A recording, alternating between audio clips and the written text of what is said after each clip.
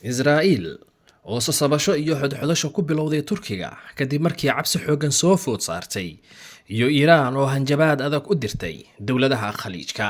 Warbixintan ayaad waxaad kala socotaan Mali Stream waxaana idin la socodsiinaya Maxamed Cali Juxa.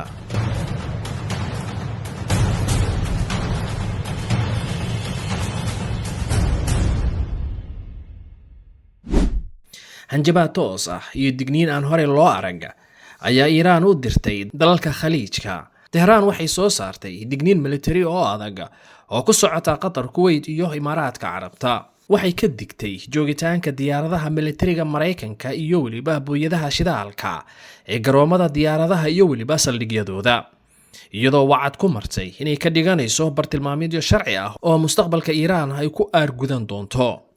Ibrahim Razi oo ah xubin ka tirsan guddiga amniga qaranka iyo siyaasadda dibadda ee baarlamaanka Iiraan ayaa si adag u dhaleeceeyay caasimadaha Khaliijka ee martigelinaya hantida militariga Mareykanka, isagoo yiri waxay guryahooda u rogeen hooy ay cadowga ku hoydaan, mana aha inay ka cawdaan Iiraan marka dambe.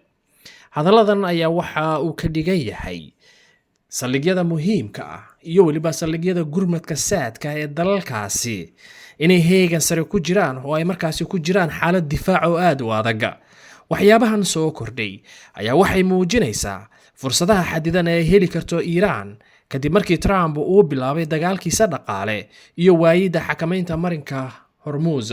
Hanjabaadaha Tehran ee ah inay weerarto saldhigyada Khaliijka waxay halis ugu jiraan inuu burburo isfaham goboleedka jilicsan, isla markaana ay colaadda u bedelaan dagaal goboleed oo gebi ahaanba burburiya khadadka sahayda tamarta, isla markaana u soo jiida dalalka deriska ah xudunta khilaafka sii xoogaysanaya. Dhanka kale, sida ay sheegayaan warbixino xasaasi ah, weerarkii ay Israa'iil ku qaaday Suuriya ma ahayn oo keliya weerar Israa'iil ay ku qaaday gudaha dhulka Suuriya. Waxay wararka ka imaanaya warbaahinta Israa'iil shaaca ka qaadayaan in howlgalka uu galay xaalad aad xasaasi u ah oo ciwaankiisu yahay Turkiga ayaa si tartiib ah u galaya xisaabaadka amniga iyo militariga Israa'iil ee gudaha Suuriya. Sida laga soo xigtay falanqeeyaha militariga Israa'iil Yoashi Yahushua, xog sir ah oo markaasi la ururiyay toddobaadyadii la soo dhaafay loona gudbiyay taliyaha ciidanka Israa'iil Eyal Zamir, ayaa muujinaysa isku dayga Turkiga uu ku xoojinayo joogitaankiisa militari ee saldhigga cirka ee Abu Dhahour ee koonfurta gobolka Idlib.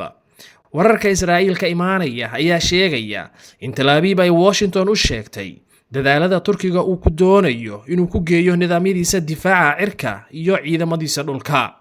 Goobtan oo ka dhigaysa in loo bedelo saldhiggan ciidan ee Suuriya goob aad xasaasi u ah oo lagu carqaladeeyo danaha Israa'iil iyo amnigeeda.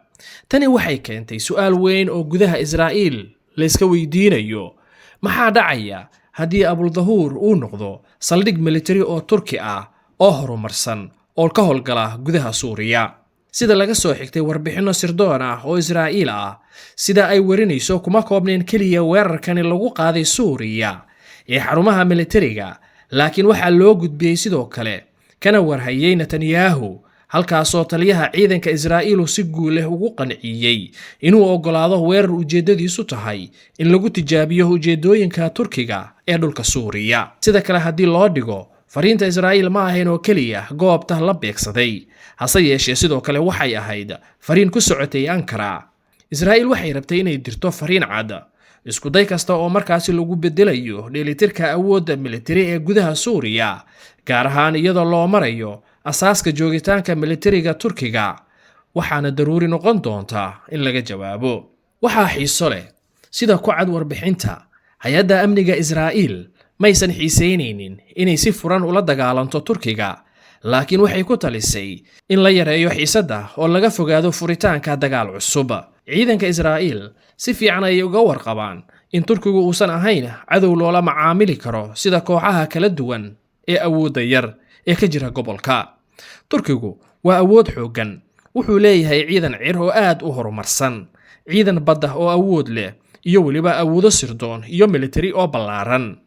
Tan ugu muhiimsan ayaa waxay tahay Turkiga waa xubin ka tirsan NATO, taasoo ka dhigaysa iska horimaad kasta oo toos ah oo lala galo mid aad u adag oo leh xisaabaad istiraatiijiyadeed.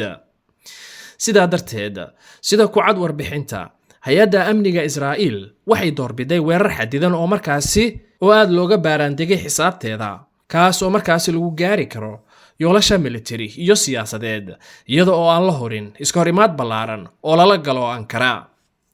taasi beddelkeeda waxaa soo ifbaxday walaac laga qabo in hadallada qallafsan ee ra'iisul wasaare Benjamin Netanyahu iyo wasiirkiisa difaaca Yisrael Katz ay sii kicin karaan xiisadda kala dhaxaysa Turkiga. sida laga soo xigtay warbixinada Israa'iil, hay'adda amniga ayaa doorbiday inay arrinta si degan u maarayso intii suuragala, sababtoo ah fariinta la rabay ma ahayn ku dhawaaqista dagaal ka dhan ah Turkiga, laakiin waxay ahayd inay qad cas ka dhigto faragelin kasta oo military oo Turkiga ku sameeyo Suuriya. halkan ayaa lagu kala duwan yahay. Israa'iil waxay rabtaa inay ka hortagto Turkiga inuu si military ugu soo dhawaado meelaha ay u aragto Israa'iil inay muhiim u yihiin amnigeeda, laakiin isla markaasna ma rabto inay Ankara ku riixdo iska hor imaad toos ah oo markaasi lala galo Turkiga. fariinta ay Israa'iil diraysay way gaartay Erdogan iyada oo markaasi loo marayo Suuriya. tani waa qaybta ugu xiisaha badan sheekada. duulaanka lagu qaaday Abu Dhahour waxaa loo fasiri karaa sida ku cad sheekada Israa'iil fariin military iyo mid siyaasadeed oo laba geesood ah. tan koowaad oo ah in loo diray dhinac kasta oo isku dayaya inuu dhiso joogitaan military oo cusub oo gudaha Suuriya ah. tan labaadna hoggaanka Turkiga kaas oo raadinaya ballaarinta saameyntiisa gudaha Suuriya. fariinta Israa'iil daruuri ma aha ee Israa'iil waxay doonaysaa inay la dagaalanto Turkiga. hase yeeshee sida ay warbixinadu tilmaamayaan, Israa'iil iskama celin karto Turkiga, iyadana way og tahay midaasi, balse waxay rabtaa inay la socoto dhismaha ciidamada.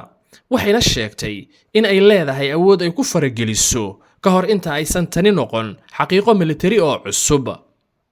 tani waxay sidoo kale sharaxaysaa sababta sheekada Israa'iil weerarkuna u muuqdo inuu la xiriiro arrin aad u ballaaran halkii ay si fudud u bartilmaameedsan lahaayeen saldhig ciidan oo cirka ah. arrinta ugu naxdinta badan ayaa ah in warbixintu ay ka hadashay kulan qarsoodi ah oo xasaasi ah oo lagu qabtay Israa'iil si looga wada hadlo khatarta ka imaanaysa Ankara. sida laga soo xigtay warbixinta ay daabacday warbaahinta Israa'iil, Turkiga hadda waxaa loo aqoonsaday dawlad cawlan ah, macnaha ma aha dawlad saaxiib ah, mana aha dawlad cadow ah. si rasmi ah uma aha dawlad cadow ah, laakiin isla mar ahaantana waxaa lagu daray xaaladaha ay hay-adda militariga Israa'iil u diyaarinayso haddii ay noqoto cadow toos ah. isbeddelkan ku yimi aragtida Israa'iil ee Turkiga ayaa laga yaabaa inuu ka muhiimsan yahay weerarka laftiisa.